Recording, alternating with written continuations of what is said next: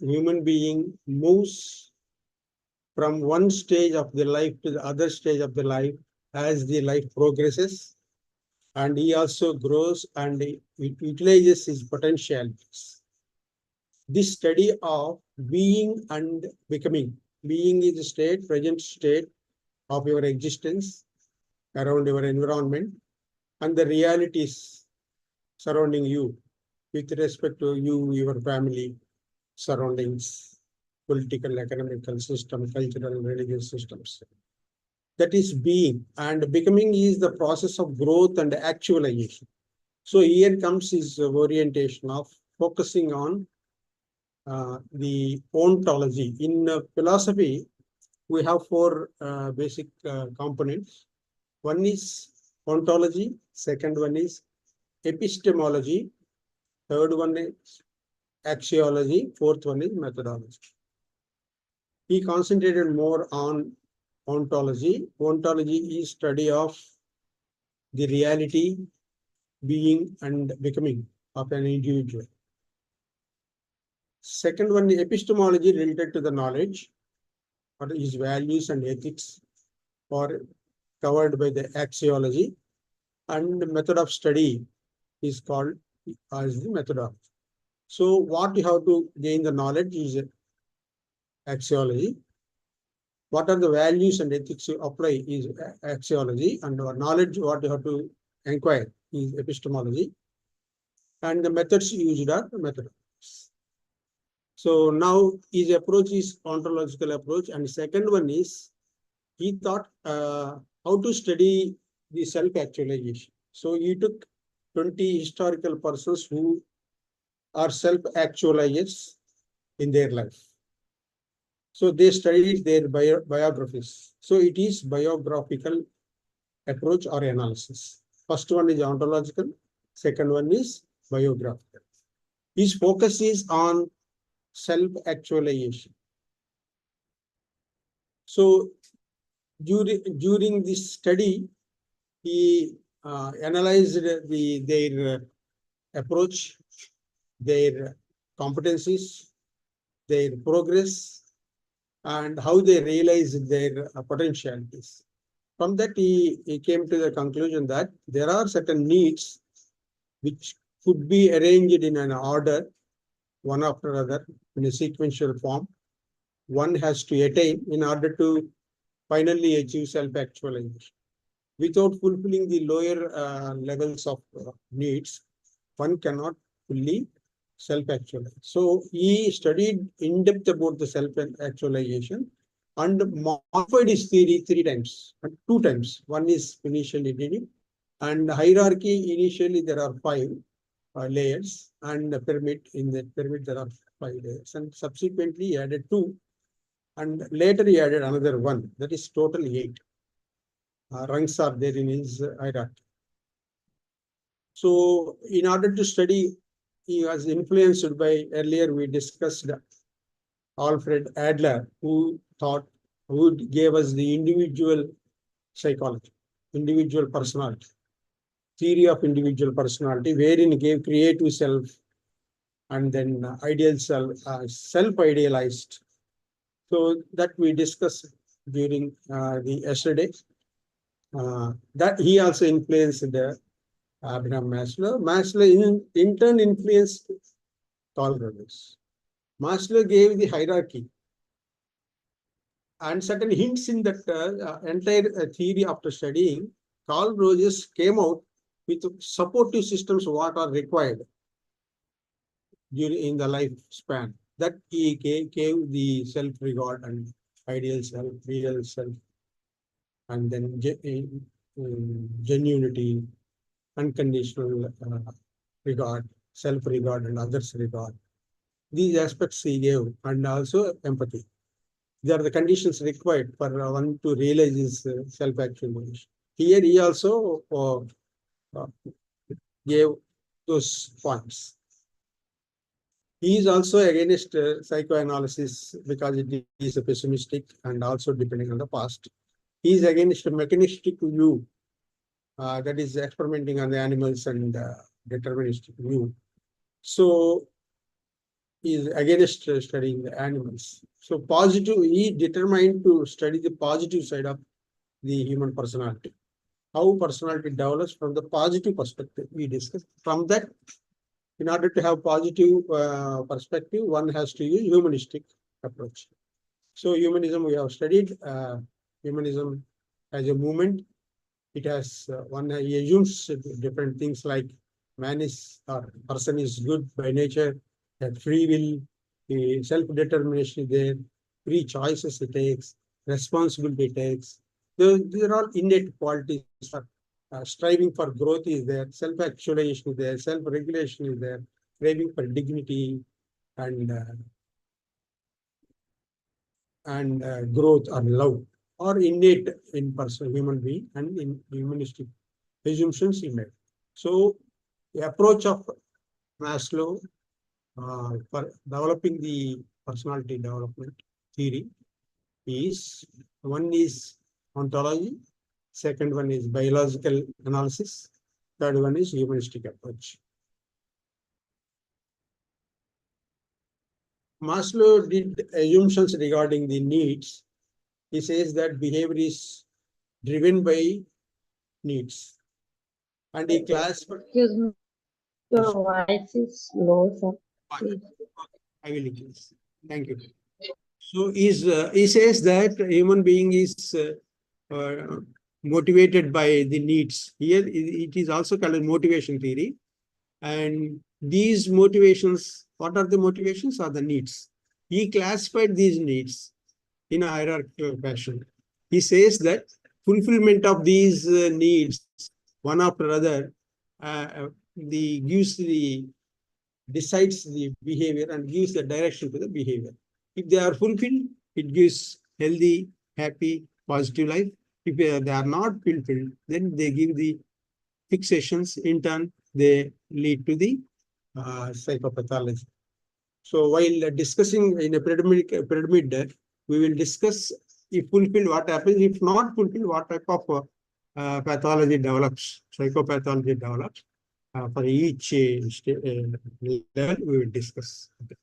Now he says that where from we derive these needs, we derive inheritance by inheritance. These he called as instinctoids. Freud called them as instincts, and he calls now them as instinctoid. These needs he calls as instinctoid. And as we are equipped by birth these needs, how we fulfill them? We fulfill them by learning different strategies and skills and capabilities, etc. So once we learn them, then only we can satisfy. Please remember, they won't get automatically satisfied. Even he says that environment also should support you. And if they are not there, the supportive nature is not there, then that leads to discrepancy. So this point was taken by Rogers and he further developed the theory. So motivated, even unfulfilled needs are also motivates initially. Motivation ends in satisfaction and gives a happier life. And then one level is fulfilled, then we go to the other level of needs. Please remember that we need not fully satisfied. Even partial satisfactions move you to the other level on layer. Important point, we need to remember that. And then needs start from stronger needs. In the hierarchy, when you arrange your below to top, stronger needs will be in the bottom that are essential for survival because they are essential for survival. And then he tells that as we move upper level, they are not as strong as the lower levels, and they are weaker also. Priority is for lower levels. At the same time, many levels of needs will not be there. One will be the prominent. One level needs become more prominent in the hierarchical order. So another point he says, as we discussed earlier, the environmental support, he says that these needs can be overridden or affected by, number one is our learning process. Second one is the social expectations from parents and family members, school and other, etc., etc. And also fear of disapproval. This make you to rather suppress or change your needs. Please remember this point. What are the limitations of Maslow's theory, or when the hierarchy changes, when the hierarchy gets back or reversed, when hierarchy is promoted, level of needs are promoted. That we have to clearly visualize while understanding this thing. That we will discuss at the end, as the limitations are where this entire process of hierarchy little bit deviated.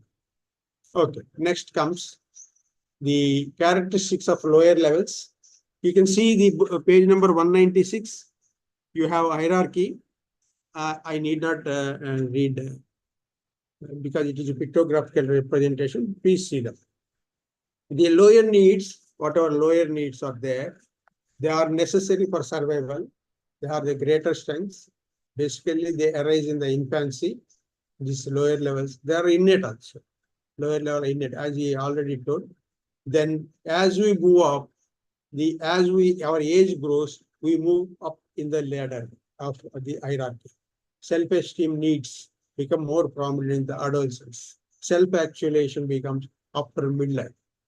So because other needs have to be fulfilled, that happens. Then regarding the higher needs, they are not as strong as that, but they are growth needs. They give psychological satisfaction, contentment, happiness, fulfillment.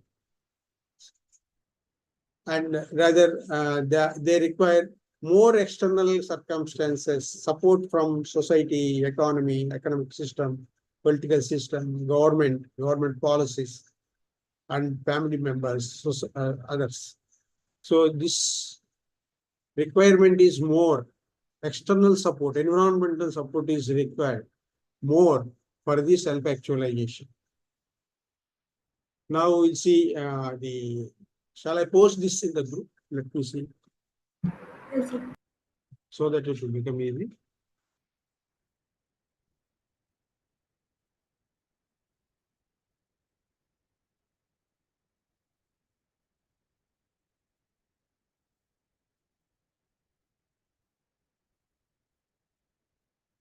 Now I posted that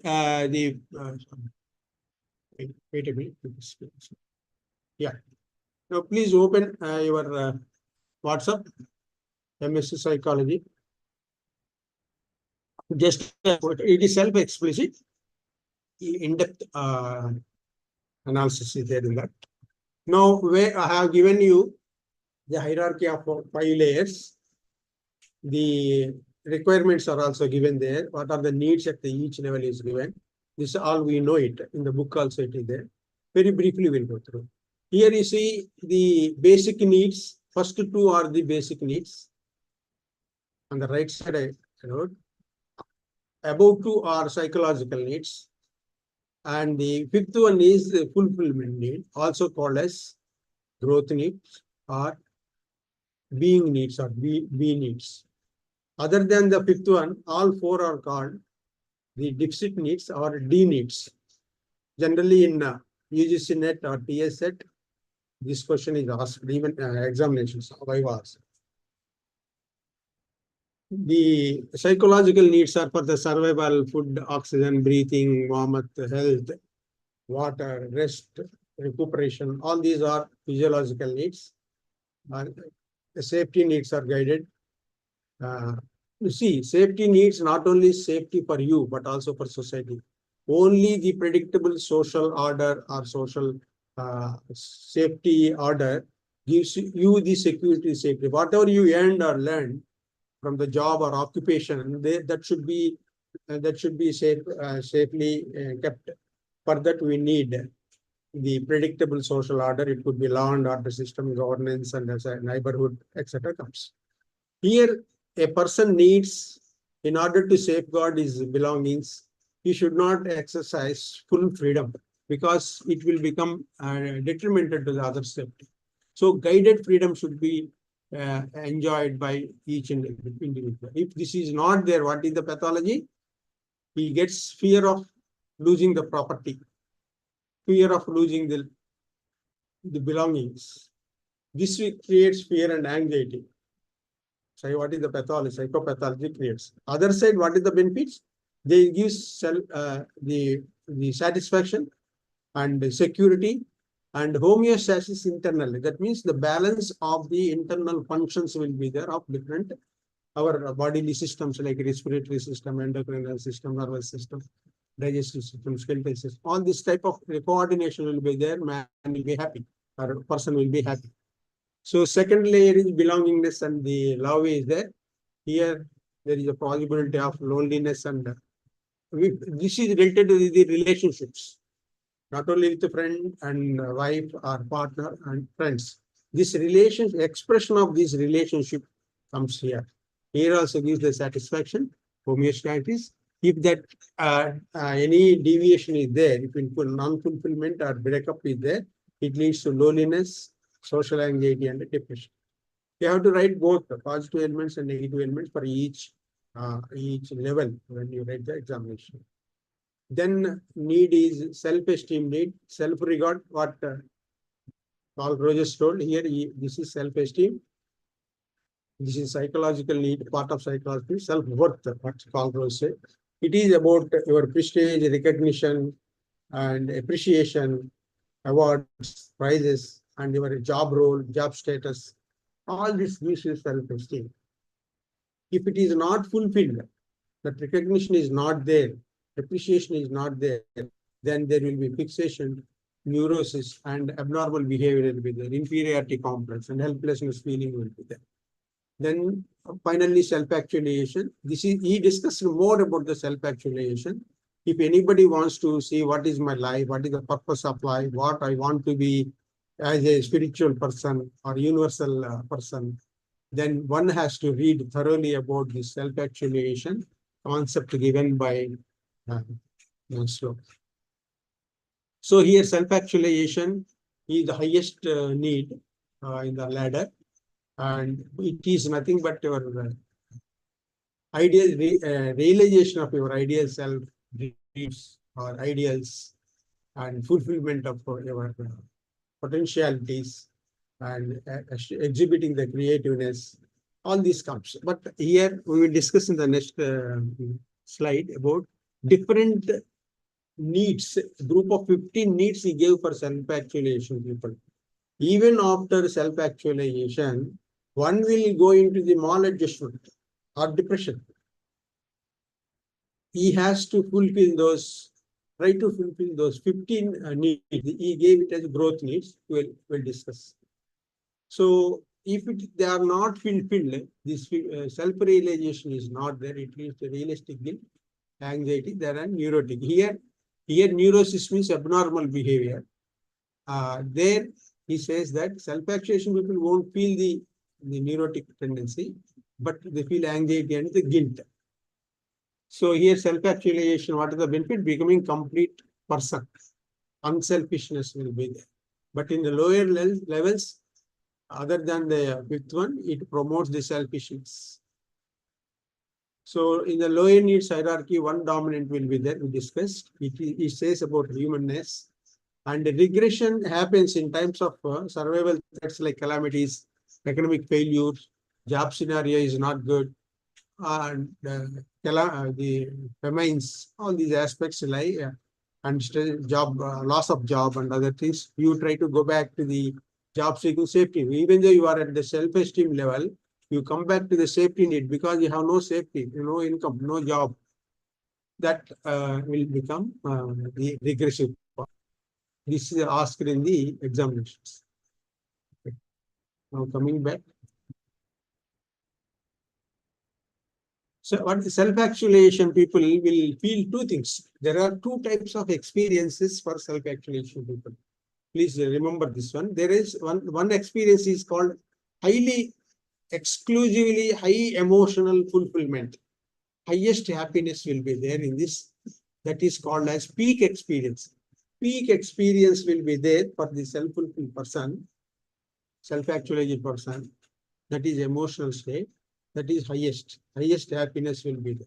Second experience, because he realized what he wanted to be, his potentials he realized. His second experience is related to the cognitive element. Earlier one is emotional element, is speaking. So you are feeling happiness, high happiness. Second one is plateau. That means flatness will be straight line, same calmness, and the serenity will be. He combined this with universality. You identify with the universal aspects, universal brotherhood, universal love, and that you will develop here. That serenity also tells about the transcendence. Transcendence means beyond your experience, what is there in the past and present, you move to it. For example, if you take the meditation, if somebody says that, just I'm giving one experiment of meditation process. At Agna Chakra, we will having an energy points called as Tapani and then Krikatika. These things, if you stimulate, and Kanta Marma, these are called marmas or energy points. If you stimulate with different techniques and meditate subsequently, you will get highest serenity and calmness. This is from yogic perspective. He also says a similar thing using other words. That type of plateau experiment, mental calmness will be there for these self-actualization persons. What he says is, why this type of self-actualization, pursuing of self-actualization gives this type of experience? Because all his needs are fulfilled, and major psychological needs are fulfilled here, like love, understanding, joy, contributing, giving, unity, and honesty, goodness. Certain elements he gave the characteristics of self-actualized person. We'll see it. Only self-actualization persons can develop this. What are the conditions for self-actualization? We told that fulfillment will be there in hierarchical from all the five, and then self-actualization need is maximized. His talents, abilities, potentials are recognized, subjected to dash. There are four conditions here. One is free constraint imposed by society. By birth, if you apply to the Indian environment, by birth you are having a religion. I am Hindu, Christian, Muslim, etc. And then again the Saivite, Vaishnavite. And then in that Catholic and so different sects, Roman Catholics, and again different categories are Protestant, different groups are there. And then Shia, Sunni, and Wahhabi, different groups are there in Islam.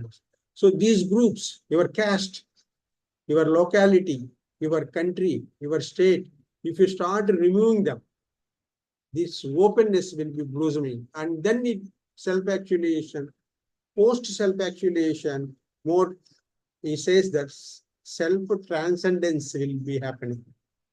First one is free of constraints imposed by society.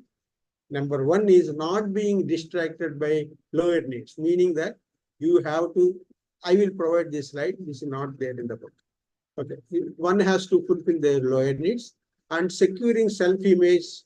Here we have seen self-image, that is self-awareness should be there in terms of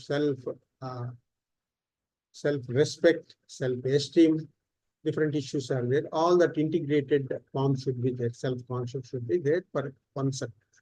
And then positive relationship should be there with the others. Realistic knowledge of one's strength and weakness should be there. These are the four conditions, necessary conditions required. Then he brought in two more. Just I will, and further he told, we'll discuss what are the three additions. He says that these self-actualized persons require 15 further needs. He did not stop with that fulfillment. Now he says further, as a universal person,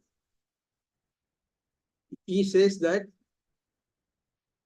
the self-actualized persons, to be happy in the life, not to have pathology, they should have 15 needs. That is goodness, uniqueness, meaningfulness, aliveness. This is there in the book.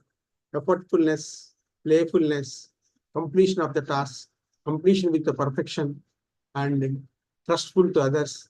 Self-sufficiency, not depending on, as far as possible, self-sufficiency should be there. Even though you have to have the relationships, you will be working for the social good and others' good. You will be maintaining your independence and sufficiency.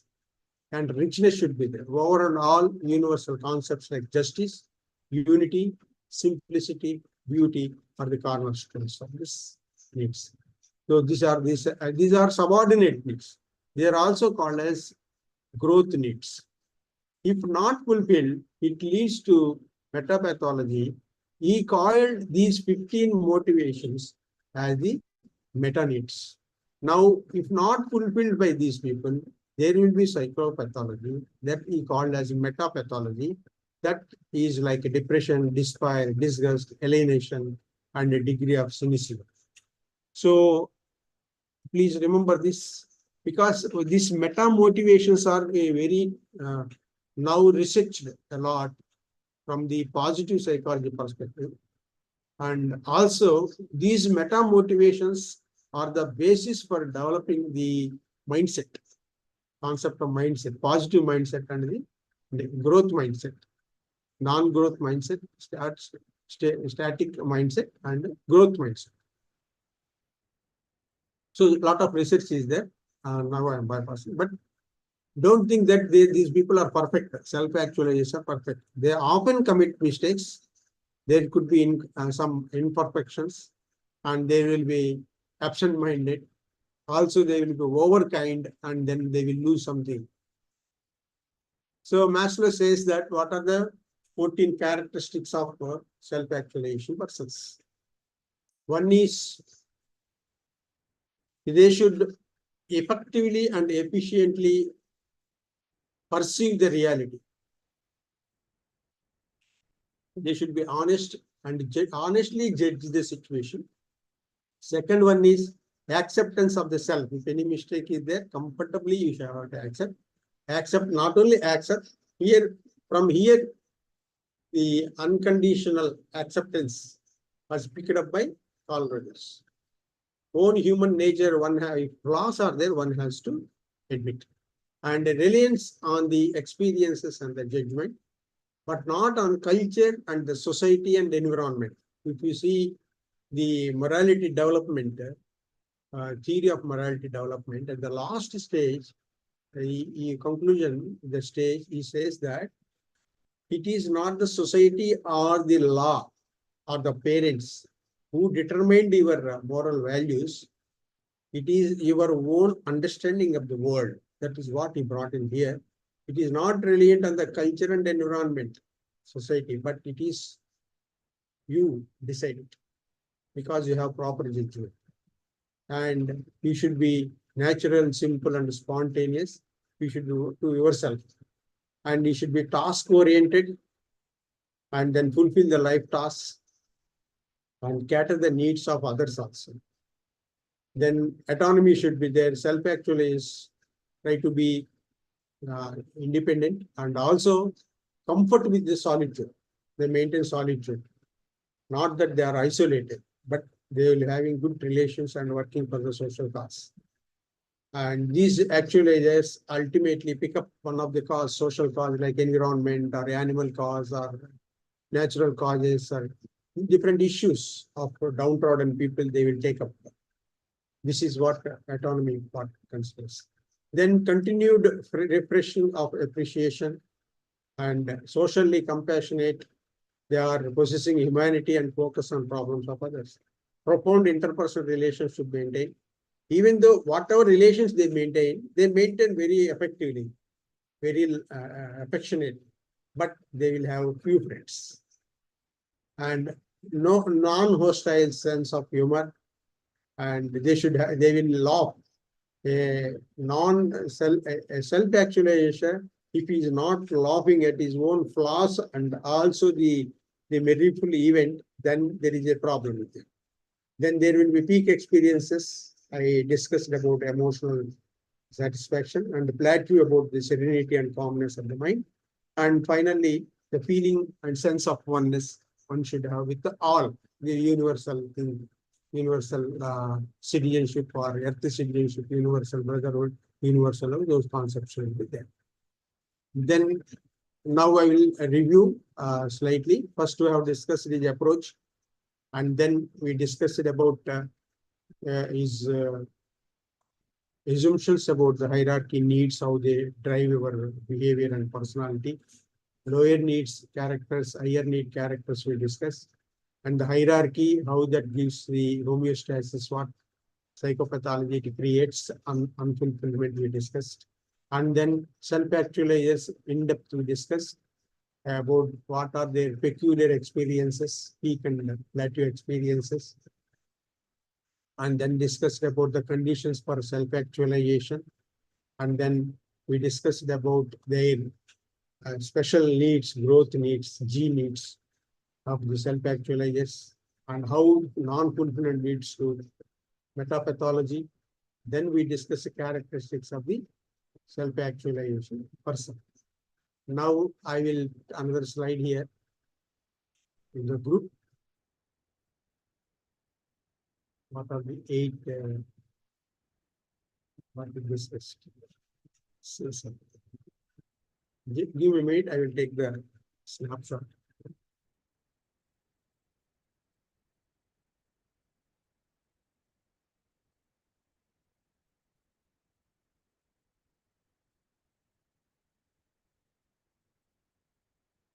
So now I added another slide in the group.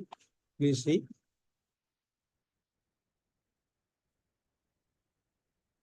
Maslow's hierarchy of 8 needs in the 1980s he added between self-actualization and self-esteem. 4th and 5th he added 2 needs: need for aesthetics and knowledge and understanding. That is cognitive need. Here, if you seek knowledge and understanding, if it is not there, that is inquiring or knowing different aspects. Without this, he says that from the study of the self-actualization, he says that this drive of knowing unknown or regarding different aspects of life, if it is not there, it is difficult to reach self-actualization. There should be exploration, desire to know new things, new skills, and continuous knowing. And that is continuous learning person. He should be a continuous learning person. This is called a cognitive need. Another need is the aesthetics. Here, it is talking about the nature. It is talking about the order and the beauty in the nature and within you. That he, instead of focusing on the chaos, you should see the order and the balance and enjoy it. For example, if you go for walking, you have to talk to the nature. He says that appreciate the beauty of the nature. For example, the birds sounds are there, or the plants are, and the leaves and the trees, how they move, and you can talk to them, look at them, smile at them. This type of activity should be there. Loving the nature and talking to the nature should be developed. So he says that if any example he gave, smell of roses comes, you should stop and enjoy it. Stop walking and enjoy it. That is what is in aesthetics. So these two should promote the self-actualization early.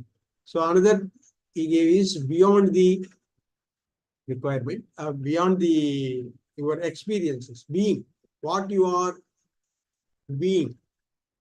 Being means your state presently, what you are, present moment, what you are. Your experience of moving beyond that is called a transcendent. He says about the spiritual needs. It, not only religion, he says, but also helping other social cause, doing work for the social cause. Not for yourself, but for others. So, and help others to realize their lower needs so that they also go for the self-actualization. This he gave in this transcendence. These are 5, 8 levels subsequently developed by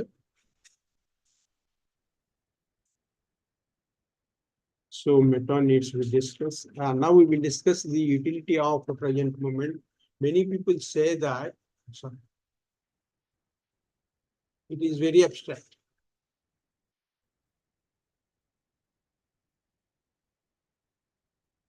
We'll come back to the how the exceptions in this hierarchy. I told that I will discuss. First exception is in the level 1. Some poor people, downtrodden, street street beggars and others who have no resources, most of the time they are fixed at 1 and 2 levels. They won't, they have no opportunity to move to the self-esteem and the self-actualization levels. This is first point.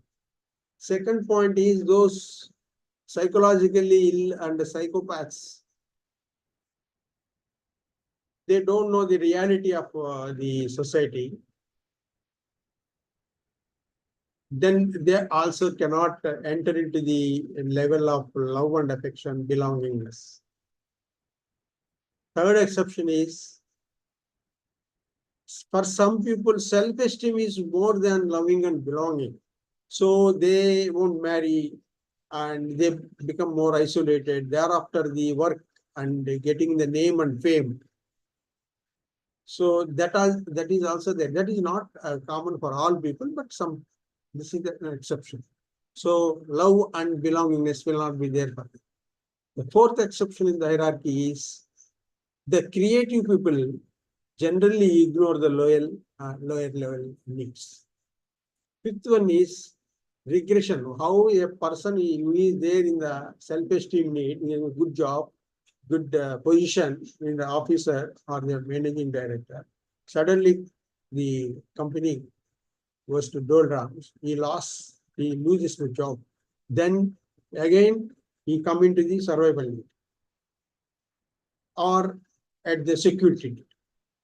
This is safe and security. That is how regression to the lower level happens. Sometimes we need to change our needs, priority. That happens when there are in the periods of catastrophes, famines, or recessions. This is about exceptions to the license. Major contribution of Maslow is many people in the office or the organizational behavior discuss about the Maslow's needs and try to provide the needs of requirement, depending on the requirement of particular employee, they try to provide the benefits on their good performance that motivate them further. And also giving promotions, or who needs self-esteem, you give the promotion. Then who gives who wants security, we need the housing loan facility. So such things will be there. This is all motivated by the master. Even organizational behavior, we discuss a lot about. There are many modified motivational theories are there. We are not going further into that. Also contributed to the positive psychology. And further, there is a scale called as, you can get it in the net, personal orientation inventory, POI are there. You can fulfill it and know your level, in which level you are, what is your need, what is your motivational need, that you can identify with that. So not only that, if you see the polity also, I remember 15-20 years back, Chandrababu Naidu talking about Maslow's theory, how he takes this need hierarchy into consideration while governing. So such things are. Now if you see freebies, we call freebies, central government gives, state government gives in different aspects. But one accuses others in order to get the votes. For example, prices are high, employment is low, very, very low. Prices are very high. Where it comes, in which layer it affects?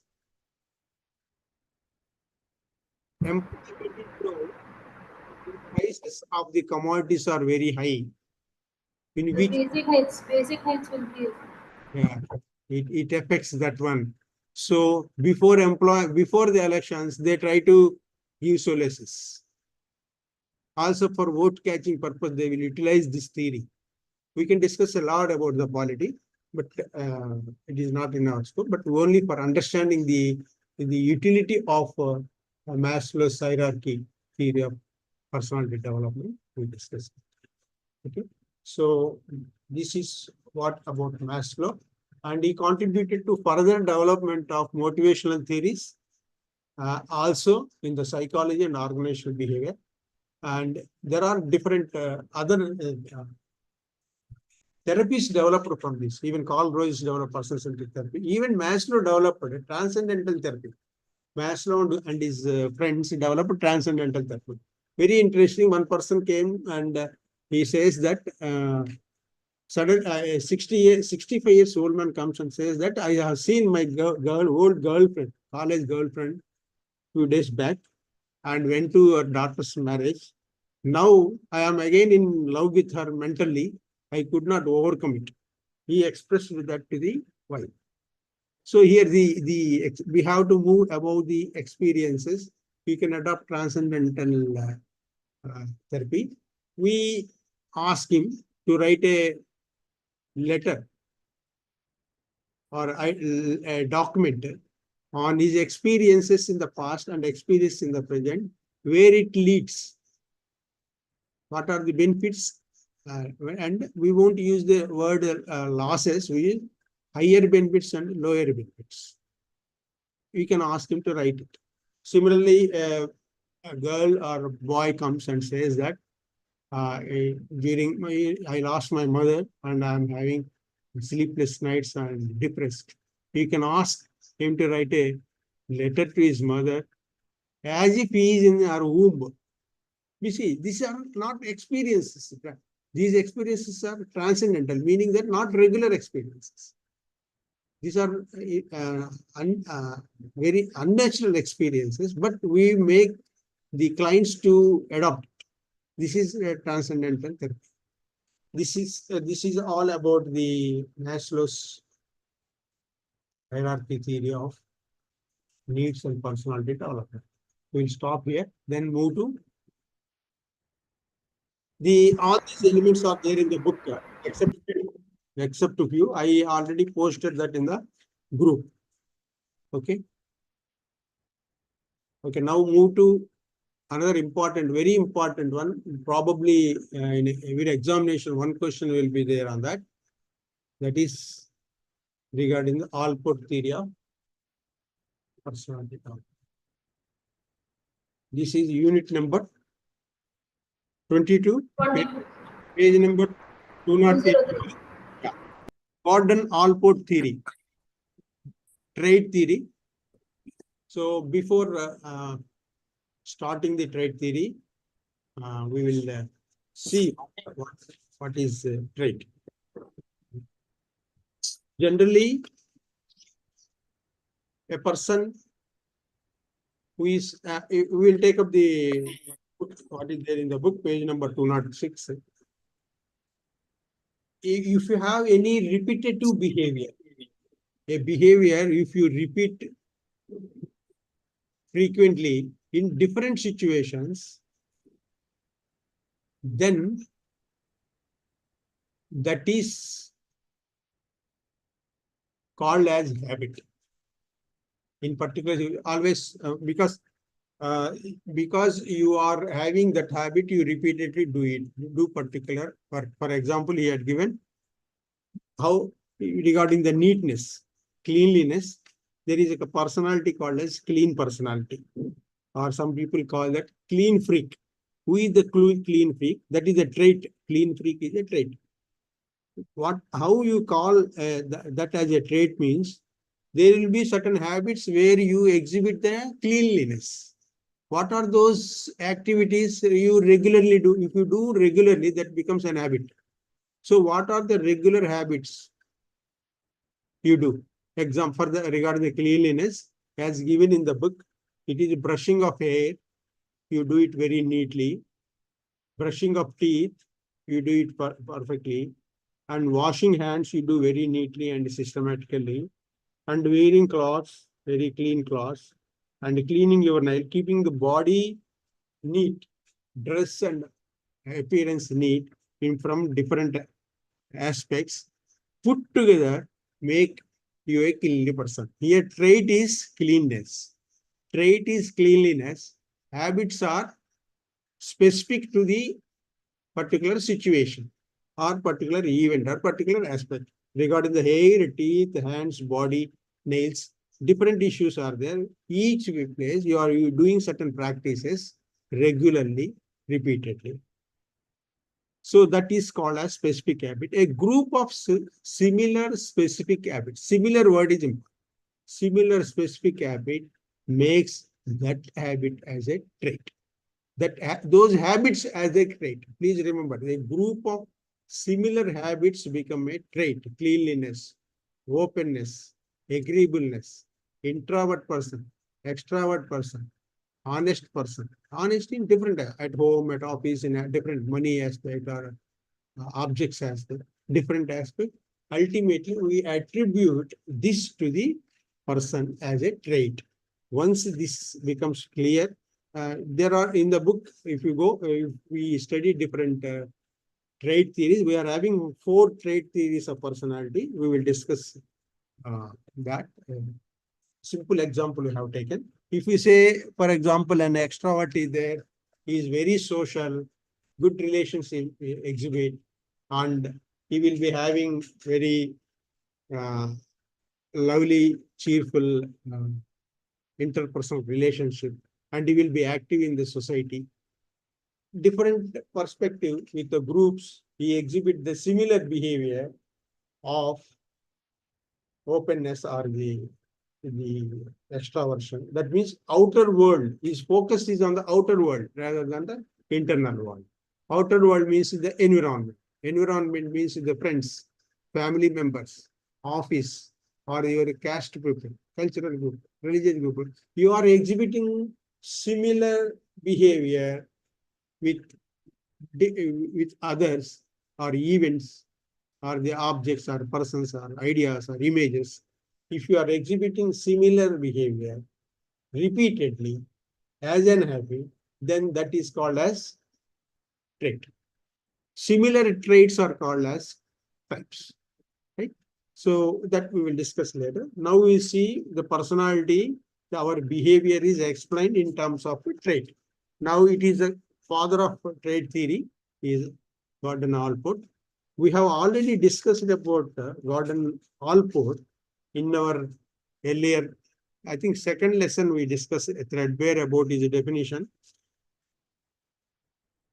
Very fast we will cover, even though we have covered it.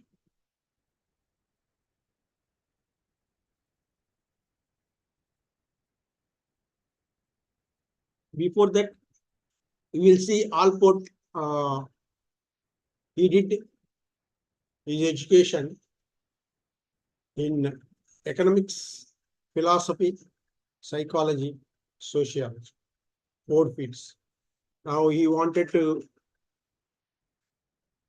know the psychology of personality development, because in the childhood, what made him to study psychology? Because he was a shy guy and used to be teased by his friends. That made him to know why I am shy, why these people are harassing me, what I have to do, what personality changes I have to make. That was shown in his brain. Then in the family, as a shy person, he used to be isolated in the childhood. But he is having high memory. He is known for his memory in his age, and entire dictionary he could by heart.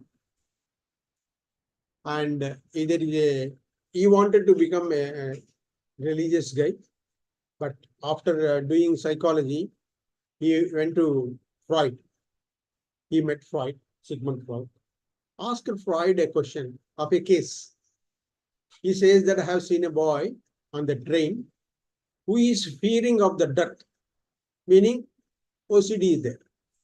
Why that person is exhibiting like that? This is the question asked by Allport to Freud.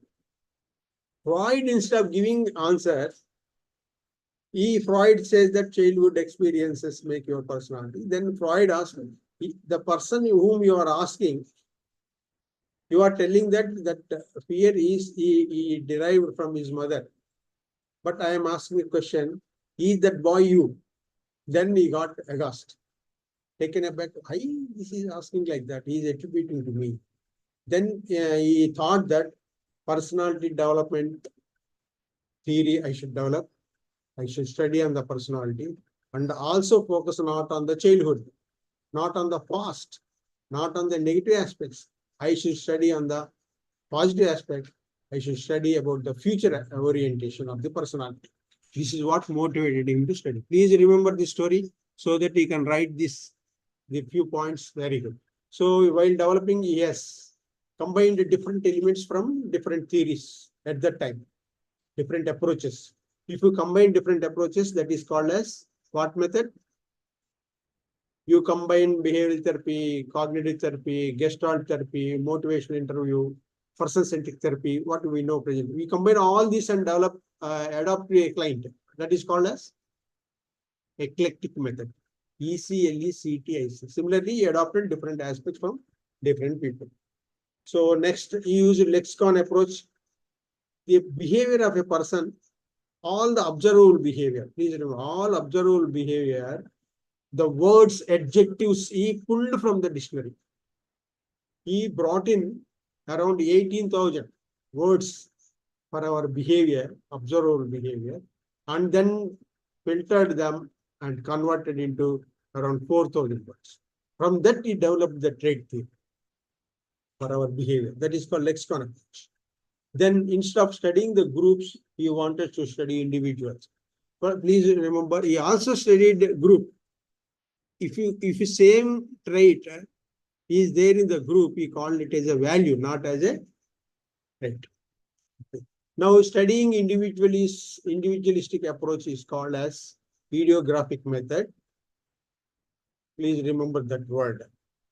Then he also adopted experimentation method or empirical method, where you will have objectively observe, experiment, and experience. Three things are there in the empirical method: observation, experimentation on others, also on you, that is experience for yourself, objectively without biases.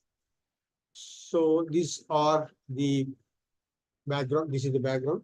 What is that he discussed? Very clearly he discussed 3 points. You can write it down. One is definition of personality. Second one is structure of personality. Third one is dynamics of personality. This is the common for all the, how you remember it. In the structure of personality, what are there? He discussed traits, motives, motivations, or needs. He discussed 2 needs, survival needs and psychological needs. He called the survival needs as the opportunistic components, and psychological needs are the appropriate functions. Opportunity component, appropriate functional components. 2 needs, motivation. What are the traits? We'll see the discussion here. Traits are stable, relatively peculiar, or unique to a particular person. That's why he is studying only individual. Only peculiar means individual. If that is common to the group, it won't become peculiar. So he studied common traits and the group traits. That is, in a group, common traits are group traits, group behaviors in particular situation or event, and individual behavior in a particular situation of the event regarding the trait. Then he says that what that combines the traits and motives. There should be some energy in us. There should be a conscious method, that he called it as self. Or the word he used is proprium, PROPRIUM. That is called as core self or total self. So 3 components of structure of the personality. When you activate them, you learn them, or through the social phenomena, through the learning and education process, if you to bring forth, then the structure will become active. When that become active, there are certain processes will be happening and your behavior will be coming out. For your needs and fix the more or less stable internal traits, what is activating is your functional autonomy. That is nothing but appropriate.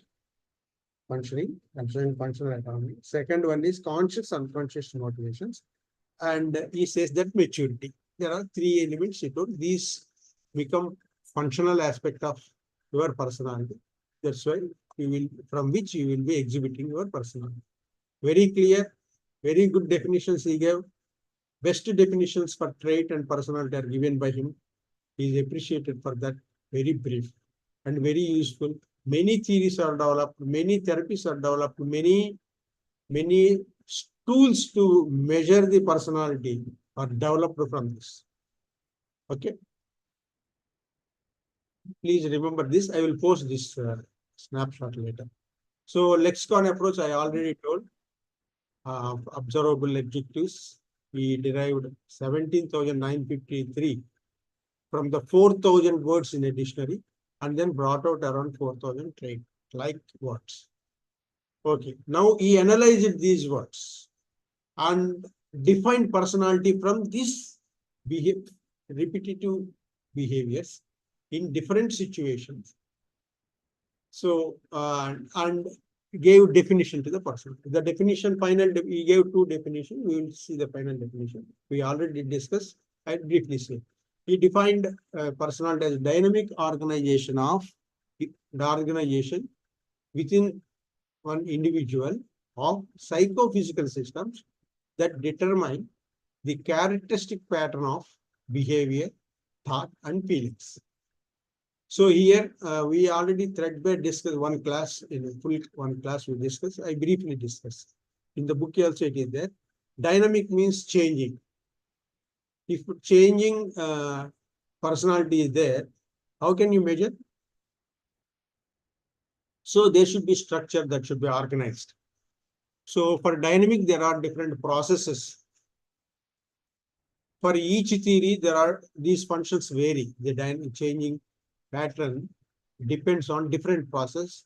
I already discussed what are the dynamics of Freud or Jung. Yesterday we discussed about day before yesterday, before class we discussed about the dynamic aspects and organizational aspects of self-development.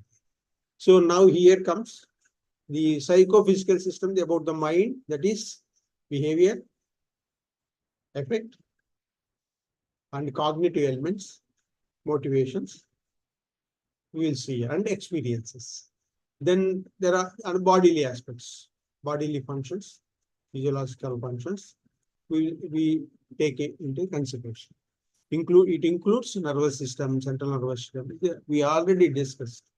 Then characteristic pattern. We already said that there is a peculiarity, characteristic to peculiar. When peculiarity comes, you repeatedly do it in a particular environment, particular situation, particular crisis, particular stimuli, then it becomes peculiar to that particular individual. Every person will not react in a similar way. So that gives the character. This is the characteristic pattern that defines actually the personality and the traits. And what determines our personality? He says that it are the motivation. What are the motivations? Internal and external motivation. We already discussed before that. So what, according to him, what is the center of this? What organizes the entire thing of this behavior and pattern? It is the self. That also we discussed in the class. Now we elaborately discuss about different aspects. So what it generates? It generates behavior, thoughts, and feelings. This is a very elaborate and precise definition. I think no other person gave better definition than this. Now we'll see each. There are 3 points, the 3 elements of structure of personality. One is trait, second one is motives, third one is self. How self gives function after function, how it develops. We discussed in stepwise. Now first we see traits. For traits, he defined traits and he gave 8 characteristics to it. Right. I already told there is a action or reaction that is repetitive, and when it is repetitive to in given situation or event or stimuli the person, then that becomes an habit. repeatedly exhibiting the same habit in the similar situation, not in the same situation, similar situation, it becomes a trait. Now, he gave that definition, neuropsychic angle. I will briefly, it is there in the a neuropsychic. Here he is telling there in the personality definition, psychophysical. Here, neuropsychic structure, there is neurology comes here. Neuropsychic structure having capacity to, please remember the word, render many stimuli. There is a stimuli. There is a snake. There is dog to which you fear, or there is a person to whom you fear. There is a stimuli. Now, these stimuli become functionally equivalent. How they become functionally equivalent? Because you exhibit similar pattern of escaping from the situation. That becomes a behavior in different situations. Even the different stimuli are there, you are exhibiting similar behavior of escaping or shivering or collapsing, fainting, whatever may be the behavior that is being exhibited. That become equivalent. So equivalent. What is that consistency? How is that become equivalent? There is consistency in manifestation of your behavior. That is the adaptation. That is your expression of your internal internal feelings. So that is nothing but the behavior. So he said that trait is nothing but repetitive behavior. Another simple words, what I am telling is repetitive behavior in different stimuli, it will become a trait. So now here, another, he says that once you become habituated to that, it will become a predisposition. I can tell that, if you see, if you are seeing me, how will react? I can guess, I can predict. Once I know is a habitual pattern, I can measure it. That's why so many trait theories, trait scales are developed. Big 5 or 16 PF, the scales are developed from this predisposition. Similar manner, one exhibit in the environment. So this is the basic of this entire philosophy of the theoretical background of personality development and theories. Trait is the basic unit. He studied the individual and he studied group of habits. From those 4,000 words, he grouped them and arrived at different traits. And that only thing is we have to attribute depending on the exhibition of the behavior of a particular person. That's why down. There are different words in our book regarding this. Is type. Type is a group of traits. Example, we have openness, agreeableness, ocean is there. Where each word is a type there. There under that there are different traits are there. Under each trait there are different habits are there. These are group of habits become a trait. Group of trait become a type. That's how. And combining these types, we call a particular person as a personality of this type. They are having different personality types. So now what are the temperaments? We should not get confused with the temperaments. Temperaments are neurological and they are inherited. They are permanent. What is character? Character is moral orientation, whether your behavior is acceptable, non-acceptable, the society. That is called as character. What is the attitude to a particular thing you exhibit either positively or negatively to a particular object or a person, political philosophy, political party, or philosophical theories. So they're all attitudes. So these are all part of personality. Type, temperament, character, attitude. Generally, personality crystallizes at the age of anybody?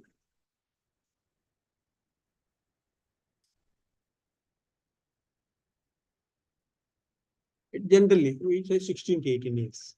So here, for the people who are below that age, we do temperament study, temperament measurement, not personality measurement. Please remember this Viva question or UGC net frequent ask. Now, what are the two traits is, as we have seen, habits and repeated behavior to different situations. So this is group of specific habits gives the general trait.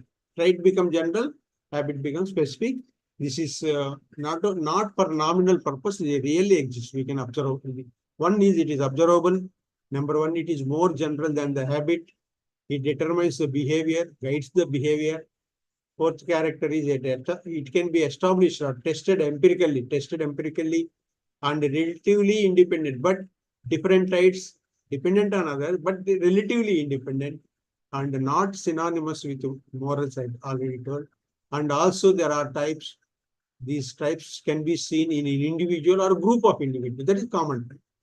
So also says that if particular habit is inconsistent with already labeled trait, you need not say that that man is not having this trait. That won't deny. Contraindication won't, there are no contraindications. Now, what is trait?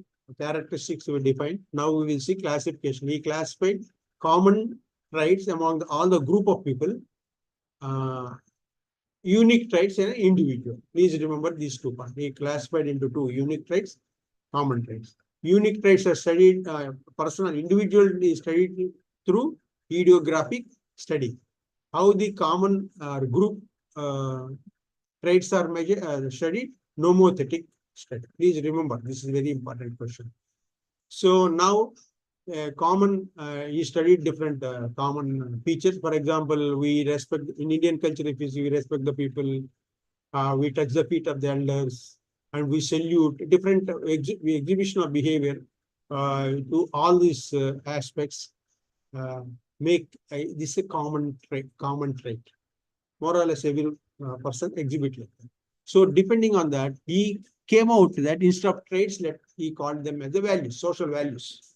He classified that into the 7 values like theoretical value and economic value, aesthetic value, social value, political value, and religious values. So depending on that, our behavior and the job taking also depends on your value. For example, you are social, you may be, your value is social value, then you want to serve others, you may become nurse or social worker. If you want political values are more, then you want to have more power and influence, you try to join the politics. Okay. So now this is about the common traits. Another category is individual traits. Individual traits again is divided into 3 groups: cardinal traits, central traits, and secondary traits.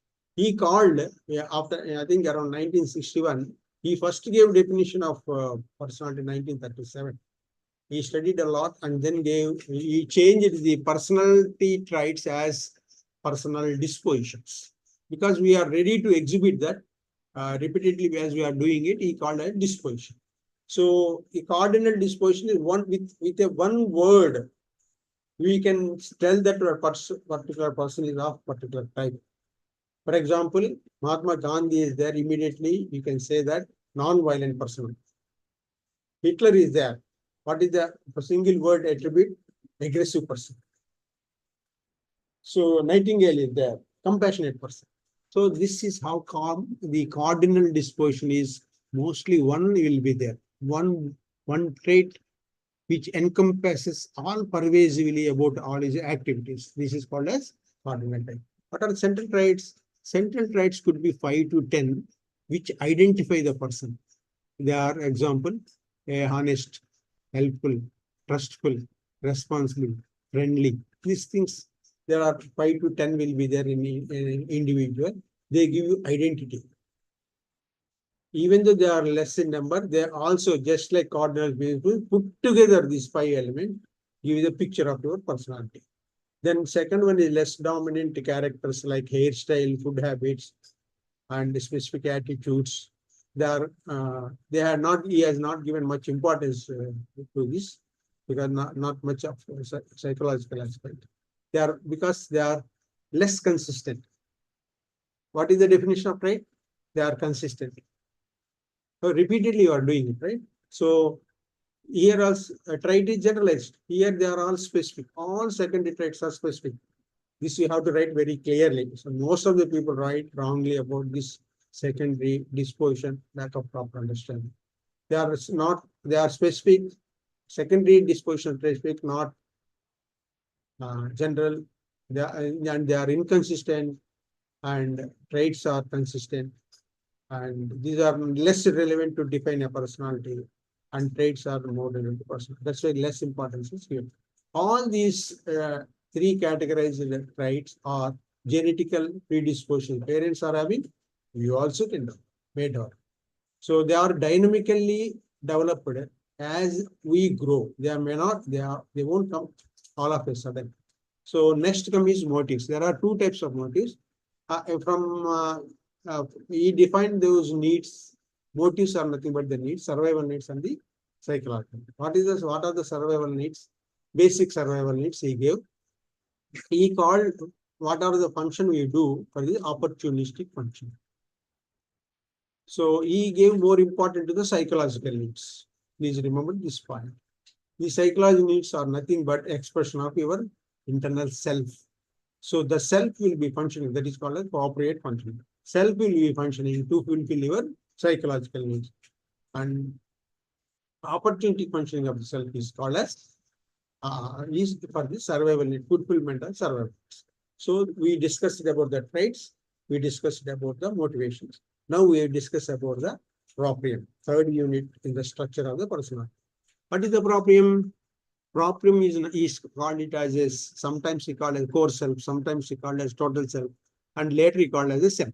So that is self is a dynamic, and it tries to organize all your internal elements, and it tries inward unity. That is called as its goal are two things. One is inward unity, and then bringing you the self-awareness.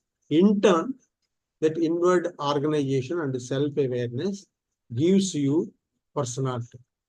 So proprium function is that it governs entire organization, and it is the consistency in the proprium gives you personality consistency, also gives you uniqueness to the personality. So how the person, the functions of the person, the self develops, we will see now. Now we try to define one self of ours in two terms. One is from experience point of view, another is the functional point of view. What is the experience point of view? Yesterday we have seen, all Rogers told about phenomenological field. We call it, here also it says, from your experiences of the childhood and adulthood, view and in the life stages, there is a self existence or experience in us. That self, as we grow, how it develops, how it is, what is the characteristic of this experience-oriented self is, it is essence, that means it drives our personality. It has warmth, not coolness. That means it is not depression-oriented, it is action-oriented. And it is central as opposed to the peripheral. It is not minor aspect. It undertakes the central aspects. Three words you have to remember of a self defined by Gordon Allport. One is that self takes up the functions of essential functions, warm functions, and central functions. Second definition, he tried to define from functions of the self. There are different functions he attributed. How they develop also he discussed. Now we will see functional aspect. This functional aspect, as we grow, these functions will be executed one after another in stages. We discussed in stages, but they are not perfect stages. Please remember that. It not perfect age also to exhibit that function. What are those functions? First function he comes by the age of first year of the person. That self will have the sense of the body, awareness about the body sensation. In the second year, it develops self-identity. What is my gender, like how I am separate from other and in the second year. Third year, the another function is self-esteem develops, pride in one accomplishment will be the third year. These ages are not fixed in it. It is not, we cannot call it as a stage theory in a perfect and fixed pattern or sequential pattern. Next one is self-extension function. It includes relevant aspect of social physical environment where your self is extended from your needs to the needs depending on the society. Then comes self-image function. It develops in the 4th to 6th years, beginning of what others call your ideal self or persona. Persona who to call you. Okay, ideal self who gave? Adler gave, Carl Rogers gave. So now comes the rational coping. What is rational coping skill? The functioning of the self, abstract thinking, that means problem solving and logical thinking will be there, and the creativity will be coming here. Then appropriate striving. We already said humanism says that our every human being try to strive hard to realize his potentialities. So here he says that the self will be having what are fixing the goals, ideals, plans, and sense of direction, sense of purpose will be experienced by this one's self. Fifth one is emergence as a knower in the adulthood, where it unifies all these functions of self-body, self-identity, self-esteem, self-extension, self-image, rational coping, and appropriate striving. So this is about the theory of the structure of the personality of Gordon Allport. We have studied the traits. What definition of traits? I am reviewing it briefly. What is the definition of trait? Then 8 characteristics of the trait. Then types of traits. What are the common traits? Individual traits. 3 components of individual traits, cardinal and others. And then we discussed about the proprium. Proprium is nothing but self. Okay. The motivational component, we discussed self and psychological needs and survival. This. Okay. Next, we discussed about the definition of proprium or self from the personal perspective of experience or phenomenology and functional definition. Now, in 8 functions, how they develop. As we grow, we discuss. Now, finally, we come to the dynamics of personality. The dynamics of personality, we discussed about functional autonomy of the motive. This is how the motives make you function independently. Autonomy means independent. For this, we discussed 2 perspectives. One is from habits perspective and values perspective. The habits perspective is called as perseverance, not preserving, perseverance and patugala. So you will be functioning, functional autonomy, and the appropriate functional self will be doing future-oriented functioning will be there. That we will discuss. And then we will discuss about the conscious, unconscious mode, how make you function. Here he discusses about the energy. Who started energy point of view, discussing about the personality? Freud. Freud says that he is having, by birth, comes with the energy. He is by birth will be there. Ego and superego develop later. This energy he conserves. It comes into oral energy, it comes into sexual energy, it comes into the anal energy, and there will be changes from one stage to the same energy. Here also he discussed from the energy perspective. Then about the maturity. Now you see from motivation perspective, he says that to discuss motivation, we have to discuss currently. What are there in the presently, what are the motives, current motives are there. So, and also what type of motives are there, what kinds of motives are existing, that we have to see. So current motives, current nature, several kinds, and then there will be cognitive process of thinking and evaluation of these needs. Which need to be fulfilled first, or catered, or fulfilled. Then this should be unique, because trait is unique. This also should, the functioning also should be, because it is part of the trait only. Okay, now functional autonomy of motives. First, we will see about the habits. How the habits are coming. These are acquired. These 2 both are acquired. Please remember, functional, the self-functional autonomy and preservative functional autonomy, both are learned, acquired system of motives. So they are independently functioning. Motives are independent, even though they have origin in the childhood. But sometimes they continue, sometimes they won't continue. Even though childhood traits are there, these functions are not there. Functioning is there, they disappear. Some continues to exit. Why they exit? we discussed below. Now, there are two types we told from habits and values. Habits are preservative. These habits, even though we learned, they are being exhibited in the childhood, they are being exhibited till the current moment also. Why they are exhibited? He says that they become social rituals. Others are, for example, I am smoking. If the smoking is part and parcel, or drinking is alcohol is part and parcel of the culture, then we cannot give it up. It continues now also. So that is why it is happening, because of the neurological feedback mechanism that maintains this habit over the time. This is about the habit and how they continue, functional aspect. Then what is the self function? We have seen 8 functions we have given. This functional autonomy refers to the values, interests, attitudes, and choices. That what motivates. Even there are nothing but the choice motives also. So they are that gives self-direction.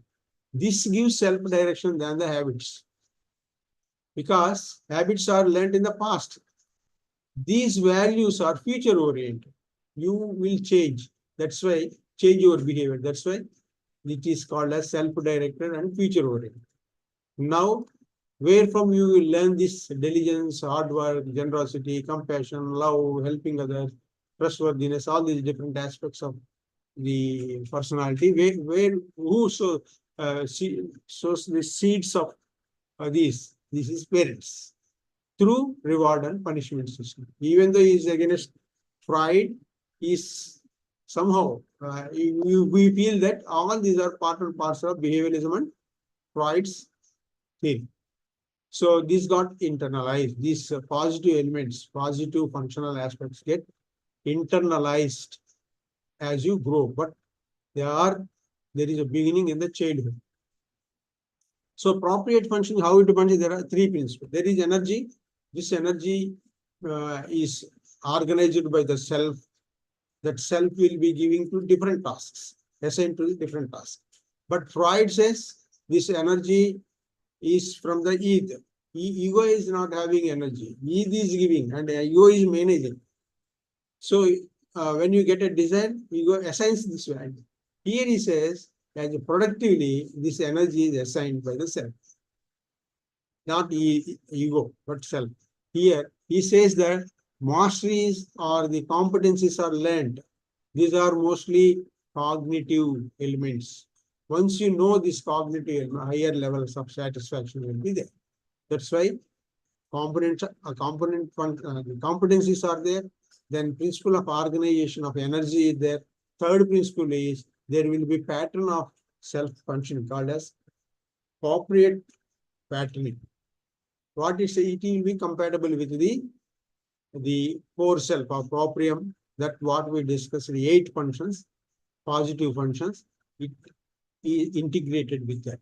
So appropriate function autonomy, 3 principles. One is principle of organizing from the energy point, principle of mastery from competencies and cognitive aspects, and principle of appropriate patterning is it is compatible with the core self functions. You function incompatible with the core functions, core self functions. And if you deviate from this, it gives the pathology. Basically, is not a clinical psychologist. He discussed a little about the another criticism about this series, little about the pathology. So now he got on the conscious motives, conscious and unconscious motivation part of the processes. He says that the mature normal adult will have full control over his functioning consciously. Here consciousness is brought in, unlike Freud's unconscious motives, unconscious functioning of ego. So now he says that personality is controlled by the consciousness. Freud says personality is controlled by the unconsciousness mostly. So this is what he shows. Now he says maturity. Maturity, psychological maturity is a functional as well as a process. What is that gives? What is the end product of this? is health. He says it is a health. So he says that well integrated self means all those 8 functions, well, if they are well integrated and adaptive set of skills to the environment, that means proper traits are developed, then we will have an integrated personality that leads to the psychological maturity. He calls this psychological maturity as the health. So there are 7 characteristics for this. It is future oriented. So it is extension of the self. It is enduring. Warm relationship with others will be there. Emotional security will be there. And self-acceptance will be there. Components of psychological maturity or health he gave. He gave 7 characteristics. One is enduring extension of the self. That means many works he will undertake. And warm relations will be there with the others. And in this, within him, there will be emotional security and self-acceptance. That means positive image is there and tolerance is there. Then these habits are realistic perception. No defense mechanism will be there, unlike what Freud told. Then problem-centered and developmental orientation of skill development will be there. And then objectification, that means insight into the self. That means he will be evaluating. And then even if there is any fallacy or false in his activities are there, or mistakes are there, he will admit it and laugh at them. So what is the test? Sense of humor is the test for self-objectification. Finally, he says that unifying philosophy of life, including particular values, differentiated religious sentiments, and personal consciousness, all put together, it gives the process of health. So it is we discussed that in the dynamic aspect. So evaluation is there. Perfect, more precise definition has given very comprehensively. Precise definition has given. It led to it is testable under the research and supported by the empirical validation, and then applied to various clinics for the client changes in the bring the changes in the clients. And it is eclectic, credibly eclectic method. Role of genetics is accepted. It is future oriented, emphasis on uniqueness, and also psychological health also is defined. So adequate, it is adequate theory given for the personality development, led to development of the personality trait theories in the psychology. This is all about the Gordon Allport theory of personality. Now today we discussed 2 units, Allport's theory and trait theory, and also discussed about the need theory of Abraham Maslow. Next week we discuss. We will discuss Cattell's factor analysis theory, and also I think biological trait theory. If possible, we complete this, the other one, last one. That is Big Five theory also. These 3 units we will cover in the next week. After that, we will be having behavioral and cognitive therapies. They are very easy to cover. The slides, I will post 1 or 2 slides, important slides, which are not there in the book for easy understanding. Thank you, sir. Thank you, sir. Thank you, sir. Okay, thank you.